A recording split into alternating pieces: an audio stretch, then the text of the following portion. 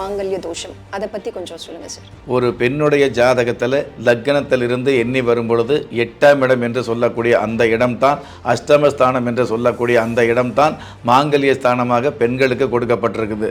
மற்ற ஸ்தானங்கள் எல்லாமே ஆணுக்கும் பெண்ணுக்கும் ஒரே மாதிரியான பலாபலன்களை கொடுத்துக்கிட்டு இருக்கும். இப்போ லக்னம் எப்படின்னா ஆணுக்கும் அதே தான், பெண்ணுக்கும் லக்னம் தான். 2ஆம் இடம் அப்படிங்கிறது தன குடும்ப வாக்குஸ்தானமாக இருக்குது. அது ஆண் ஜாதகமாக இருந்தாலும் பெண் ஜாதகமாக இருந்தாலும் 2ஆம் இடம் தன குடும்ப வாக்குஸ்தானம் தான். 3ஆம் இடத்தை பொறுத்தளவுக்கு இளைய சகோதர ஸ்தானமாக ஆண் ஜாதகத்துக்கும் பெண் ஜாதகத்துக்கும் ஒரே மாதிரி கொடுக்கப்பட்டிருக்குது. 4ஆம் இடம் அப்படிங்கிறது மாதுர் ஸ்தானமாக சுகஸ்தானமாக வண்டி வாகன ஸ்தானமாக நமக்கு ஆண் ஜாதகத்திலையும் பெண் ஜாதகத்திலையும் கொடுக்கப்பட்டிருக்குது.